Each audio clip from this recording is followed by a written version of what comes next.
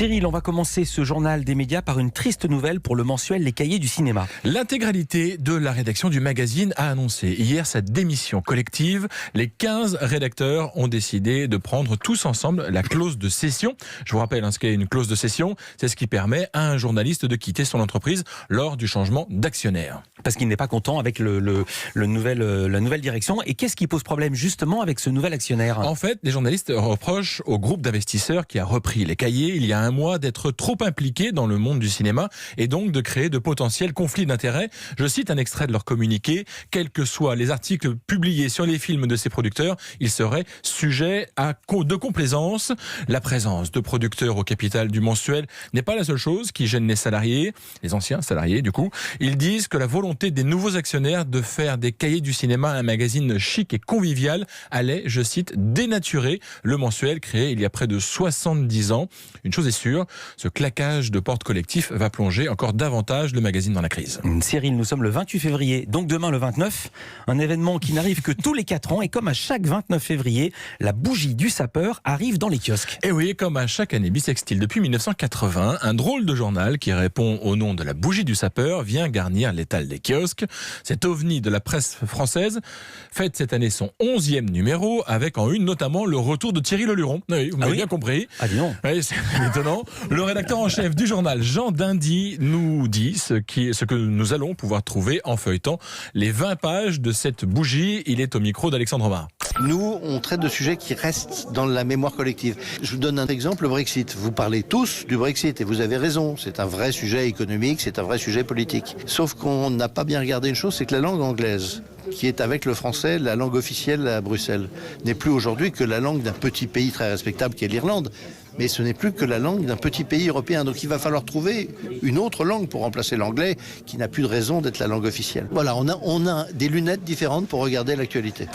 Une dizaine de journalistes composent cette rédaction iconoclaste. D'ailleurs, plutôt qu'une rédaction, Jean Dindy préfère parler d'une bande de copains qui cherchent des sujets pour faire rire eux-mêmes pour commencer et leurs lecteurs si possible. On s'est demandé si avec un tel rythme de parution, cette bande de joyeuderie commençait à plancher sur le numéro de 2024. La réponse du rédacteur en chef. D'abord, il faut que je me repose. Parce que sortir un journal, c'est absolument épuisant. Donc il faut que je prenne un peu de vacances. Ensuite, oui, on va commencer à découper des articles. On va commencer à noter des sujets d'actualité en disant on verra bien si dans 4 ans c'est encore dans la mémoire collective. On parle encore cette semaine de l'affaire Griveaux. Évidemment que ces sujets à faire des plaisanteries, pas toujours de bon goût. D'abord je souhaite pour Benjamin Griveaux, mais dans 4 ans on l'aura oublié. Donc on va mettre de côté des sujets comme ça en disant ça il y a matière à rigoler. Il est probable que dans les 4 années à venir, on ait mis ces sujets-là à la poubelle parce qu'ils n'intéresseront plus grand monde et qu'ils ne seront plus dans la mémoire collective. Et puis quand même une chose intéressante concernant cette bougie du sapeur, alors que toute la presse est en crise, comment un journal qui paraît tous les 4 ans arrive à survivre? Gare à la recette miracle. Je ne devrais pas vous le dire parce que les journalistes professionnels ont trouvé que c'est un très mauvais exemple. Je ne paye pas mes journalistes. Ça fait une énorme économie. Et puis ensuite, dans un univers où la presse papier a tendance un peu à se rétrécir, on en vend plus de 100 000. On a vendu 130 000 le dernier coup. Et donc, entre le bénévolat et la fidélité de nos lecteurs, on y arrive. Le 11e numéro de la bougie du sapeur est dans les kiosques. Ne le ratez pas, sinon vous devrez encore attendre 4 ans pour lire ces nouvelles élucubrations.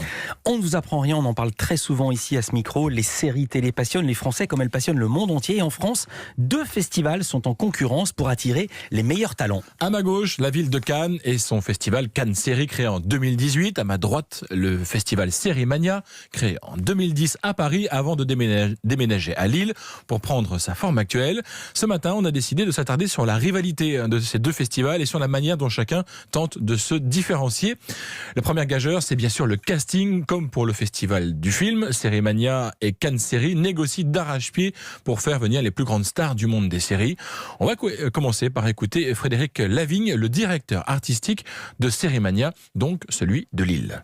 C'est toujours important d'avoir à la fois des gens qui sont des repères pour le public. La série est aussi une culture populaire avec un phénomène très fan club, beaucoup d'idolâtrie idolâtrie un peu sur des acteurs qui incarnent des personnages qui sont au centre des séries. Donc c'est important de donner à nourrir ça aussi aux spectateurs, de les attirer aussi avec ça, et en espérant qu'ils fassent un pas de côté vers des choses totalement inconnues qu'on leur présente à côté. Voilà, c'est un peu l'équilibre de la programmation. Ça, c'était pour le Série Mania à Lille. Et maintenant, on file du côté de Cannes et on écoute la vie d'Albin Lewy, également directeur artistique de Cannes Série. La chance que l'on a, c'est d'avoir été pris au sérieux d'emblée du fait d'être un festival implanté à Cannes. Il faut forcément viser la reconnaissance internationale. Les gens, les producteurs, les créateurs, les distributeurs veulent montrer quoi de plus prestigieux que l'Auditorium Lumière, là où sont honorés les plus grands films de l'histoire du cinéma, que pour présenter les séries dans une compétition internationale. Donc voilà, c'est l'association d'un événement autour des séries et de la ville de Cannes qui a tout son sens et qui attire tous les acteurs liés à l'univers des séries. Et puis comme les stars ne font pas tout, il faut évidemment de beaux produits, de la bonne série avec de bonnes histoires. On reste du côté de Cannes où Albin Lewy nous explique l'art d'une programmation équilibrée.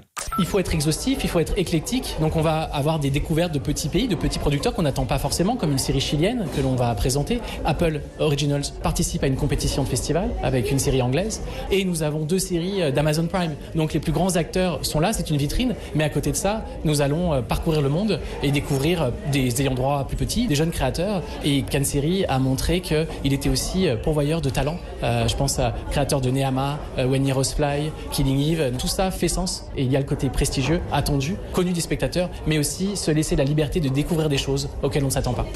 De la découverte, évidemment, il y en aura aussi du côté de Lille, aussi, où on veut également avoir ce rôle de défricheur. Écoutez ce qu'en dit Frédéric Lavigne. Cette année, on a vu arriver dans le processus de sélection énormément de pays qu'on n'avait jamais vus, et ce qui est la preuve assez emblématique que les séries maintenant rentrent dans toutes les industries de tous les pays du monde. Chaque pays a un cinéma qui lui est propre, mais il y a maintenant aussi des séries spécifiques à chaque pays, et c'est vrai que même les plateformes américaines qui sont très dominantes, elles-mêmes, pour s'inscrire dans les pays où elles se lancent, génèrent énormément de créations locales pour parler au public local, et du coup on a une démultiplication des séries en langue étrangère et dont on se fait le reflet dans la programmation. Par exemple, là on a une série péruvienne, on a une série mexicaine, on a des séries d'Asie, on a une série africaine pour la première fois, du Sénégal aussi, une série de République tchèque qu'on n'avait jamais vue. Donc c'est toute cette diversité-là qu'on célèbre aussi à Série Mania.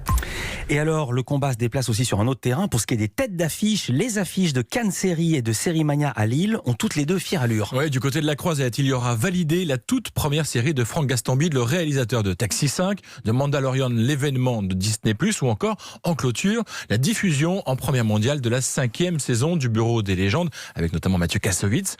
Et le Nord n'est pas en reste. 70 séries sont annoncées en avant-première, dont les très attendus 3 premiers épisodes de The Eddie, la première série de Damien Chazelle, le réalisateur de La La Land. Mais quand même, la question qu'on se pose, c'est est-ce que 2 festivals, c'est pas trop pour un pays comme la France ? Eh bien écoutez, je vous propose d'écouter la réponse d'Albin Lewy, le directeur artistique de Cannes Série. Il y a de la place pour de nombreux festivals en France. Je crois que le chiffre officiel, c'est 350 festivals de films en France.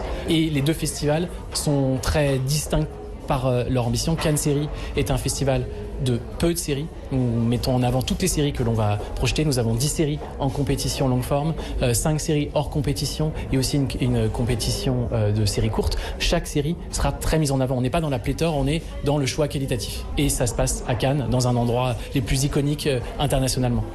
Le premier à ouvrir le bal, c'est Lille. Série Mania se déroulera du 20 au 28 mars. Nous prendrons ensuite la direction du sud du pays où Cannes Série se déroulera du 9 au 14 avril. Merci beaucoup Cyril Lacarrière. On se retrouve la semaine prochaine pour un nouveau journal des médias.